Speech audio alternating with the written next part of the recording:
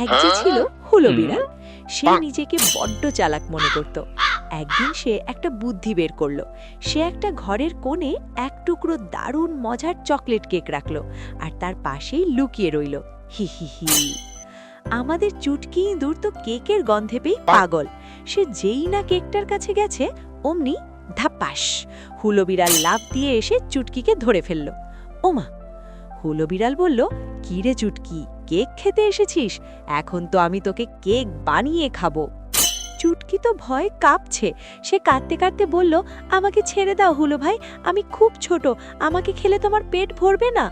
হা হা হা হা। কিন্তু হুলো কি আর শোনে? ঠিক সেই সময় জানলার ওপার থেকে সব দেখছিল আমাদের বকুল বক। সে খুব শান্তভাবে ঘরে ঢুকলো। হুলোকে দেখে সে বলল, আরে হুলো ভাই, তুমি এই পিচ্চি ইঁদুরটাকে খাচ্ছ? ছি ছি ছি, তুমি জানো না এই ইঁদুরটা কিছুক্ষণ আগে বিষাক্ত পচা ড্রেনের জল খেয়েছে? ওকে খেলে তোমার পেটে এমন বুড়গুড়ানি শুরু হবে যে তুমি আর কোনোদিন মাছের গন্ধও সহ্য করতে পারবে না। ইহ! হুলো বিড়াল একটু থমকে গেল। সে বলল, বলছো কি বকুল ভাই, তাহলে উপায় কি? বকুল বক মুচকি হেসে বলল, উপায় আছে। এই ইঁদুরটাকে পরিষ্কার করতে হলে ওকে একটা ম্যাজিক ব্যাগে পুরে 10 বার ঘুরপাক খাওয়াতে হবে। বোকা হুলো বিড়াল রাজি হয়ে গেল।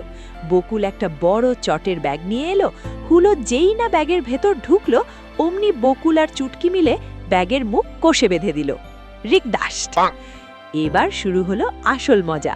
বকুল বক তার লম্বা ঠোঁট দিয়ে ব্যাগের বাইরে ঠোকর মারতে শুরু করলো আর চুটকি ইঁদুর ব্যাগের চারপাশ দিয়ে লাফালাফি করতে লাগলো।